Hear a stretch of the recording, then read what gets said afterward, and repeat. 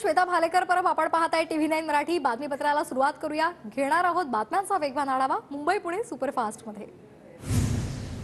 मराठी पाट्यांसंदर्भात उद्यापासून मुंबई महापालिका कारवाई करणार। सर्वोच्च न्यायालयाने दिलेली मुदत संपल्यामुळे आता मराठी पाट्या नसणाऱ्या दुकानांवर थेट कारवाई केली जाणार।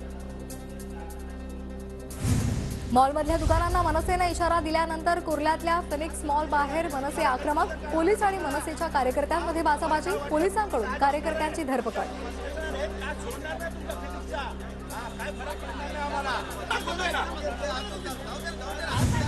मुंबईतल्या हवेच्या गुणवत्तेवर लक्ष ठेवण्यासाठी लवकरच सेन्सर पद्धतीचे केंद्र।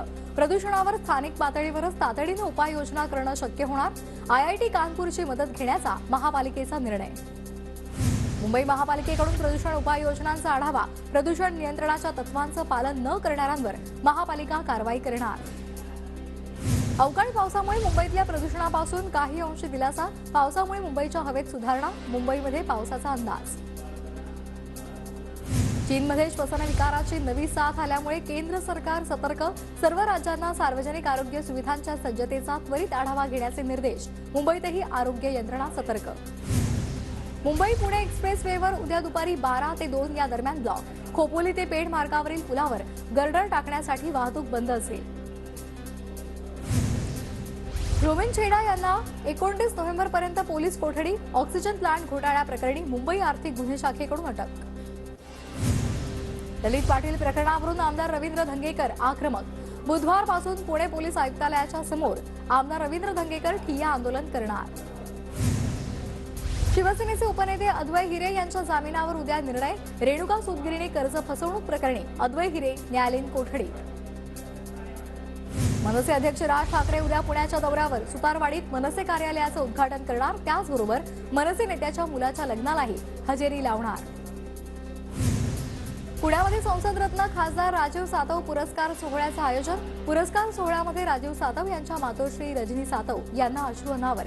खासदार लेकाच्या आठवणीनं मंचावर आईला रडू कोसळलं। मुख्यमंत्री एकनाथ शिंदे यांची ठाण्यातल्या गुरुद्वाराला भेट। गुरु नानक जयंती निमित्तानं गुरुद्वारेत दर्शन घेतलं।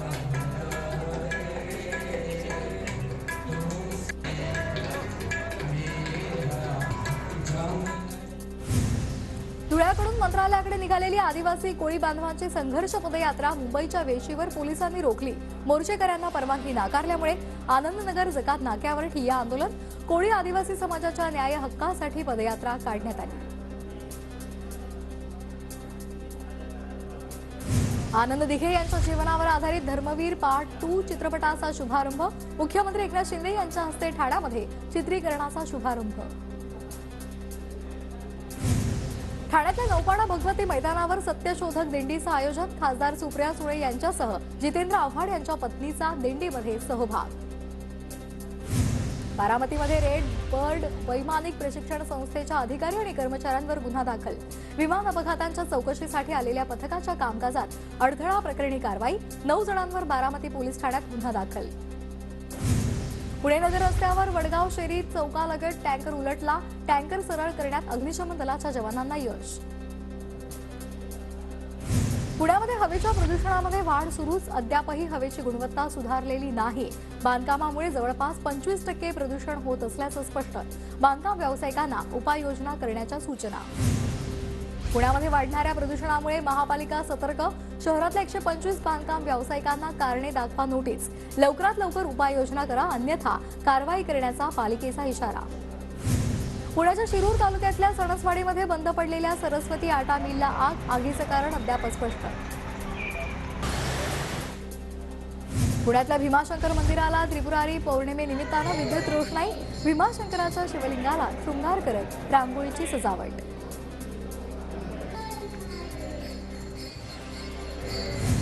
त्रिपुरारी पौर्णिमेनिमित्तानं जेजुरीमध्ये खंडेरायाच्या मंदिरात दीपोत्सव। मंदिर परिसरामध्ये 1000 दिव्यांची आरास। त्रिपुरारी पौर्णिमेनिमित्तानं पुणे जिल्ह्याच्या शिरूर तालुक्यातल्या कोंढापुरीमध्ये दीपोत्सव। मल्हारगडावरील खंडोबा मंदिरामध्ये दीपोत्सव। असंख्य दिव्यांनी मंदिर परिसर उजळला। पुण्याच्या भोर तालुक्यातल्या नरसरापूरमध्ये ग्रामपंचायतीच्या घंटागाडीची अज्ञाताकडून तोडफोड। ग्रामविकास अधिकारी विजय कुलकर्णीची पोलिसांमध्ये तक्रार। बारामतीच्या उजनी जलाशयामध्ये फ्लेमिंगो पक्ष्यांचं आगमन, फ्लेमिंगो पाहण्यासाठी पर्यटकांची गर्दी.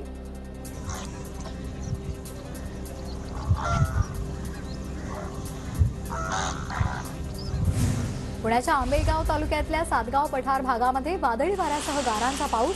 रबी हंगामामधल्या ज्वारी भुईसपाट झाले, त्याचबरोबर शेतमालासह फळबागांचं नुकसान होण्याची भीती.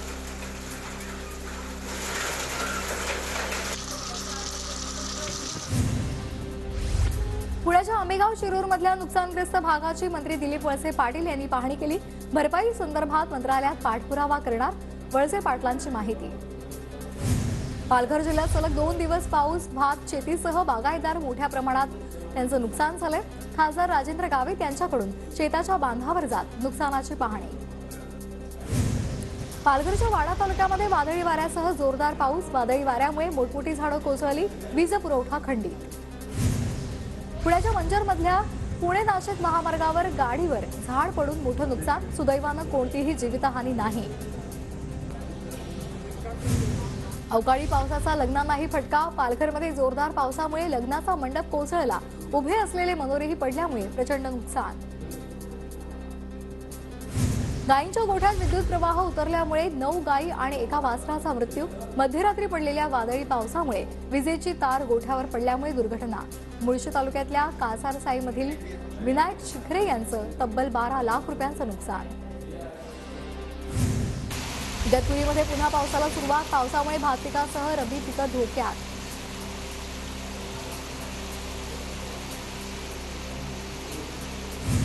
वादळी वाऱ्यासह झालेल्या पावसामुळे लासलगाव विंचूर रोडवरील कांद्याची चाळ जमीनदोस्त.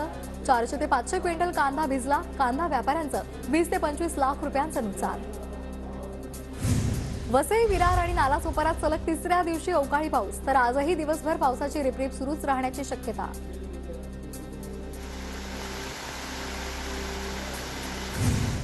नाशिकमधल्या अनेक भागात अवकाळी पावसासह गारपीट, गारपिटीमुळे शेतामध्ये गारांचा खच, शेतकऱ्यांचं मोठं नुकसान. नाशिकच्या निफाडमध्ये तुफान गारपिटीमुळे द्राक्ष बागा उद्ध्वस्त, द्राक्ष उत्पादकांचं एकरी 1.5 ते 2 लाख रुपयांचं नुकसान. नाशिकच्या सटाणातल्या ठेंगोडा गावात अवकाळीमुळे मोठं नुकसान, कांदा, सीताफळ, वाल, शेवगा, तूर आणि मका पिकांचं नुकसान, शेतकरी हवालदिल.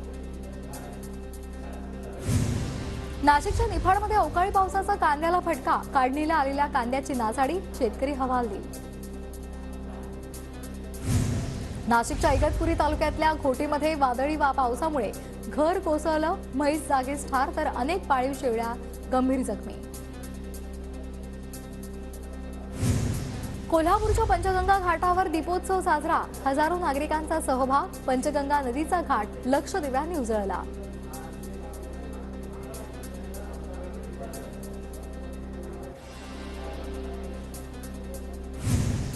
बदलापुरात त्रिपुरारी पौर्णिमेनिमित्तानं 900 दिव्यांची आरास. शिवसेनेच्या ॲडव्होकेट तुषार साटपे यांच्याकडून आयोजन, परिसरातील महिला मोठ्या प्रमाणात सहभागी. अवकाळी पावसाचा मराठवाड्यातल्या शेती पिकांनाही फटका, लाखो हेक्टरवरच्या तूर, कापूस आणि जोंधळ्याची पिकं उद्ध्वस्त झाल्यामुळे शेतकऱ्यांवर संकट. छत्रपती संभाजीनगरमध्ये अवकाळी पावसामुळे शेतकऱ्यांचं अतोनात नुकसान, संपूर्ण शेत भुईसपाट. जिल्हाधिकाऱ्यांनी नुकसानाची पाहणी करून पंचनामे करण्याची शेतकऱ्यांची मागणी. भांडणाची कुरापत काढून 8वीमध्ये शिकणाऱ्या मुलाचं अपहरण करत मारहाण, टोळक्याच्या मारहाणीत मुलाचा मृत्यू. नाशिकच्या अंबड पोलिसांकडून 7 जणांना अटक. नवी मुंबईतल्या डी.वाय. पाटील रुग्णालयासमोर रुग्णवाहिका चालकाची चाकू भोसकून हत्या, 4 व्यक्तींकडून रुग्णवाहिका चालकाच्या पोटात आणि मानेवर वार. कोल्हापुरातल्या कासारी नदी काठावरच्या 6 विद्युत पंपासह 2 विद्युत केबलची अज्ञाताकडून चोरी, 2 गावचा पाणीपुरवठा बंद, शेतकऱ्यांमध्ये भीती. कोल्हापुरात टेम्पो आणि दुचाकीच्या धडकेमध्ये महिलेचा मृत्यू, पतीच्या निधनानंतर अनुकंपा तत्वाच्या नोकरी मिळाल्याची ऑर्डर घेऊन येण्यासाठी गेलेल्या महिलेचा अपघातामध्ये दुर्दैवी मृत्यू. पुण्याच्या भोरमधल्या शनीघाट परिसरामध्ये नीर नदी पात्रात अल्पवयीन मुलीचा मृतदेह आढळला. आत्महत्या की घातपात या संदर्भातला पोलीस तपास करतायत.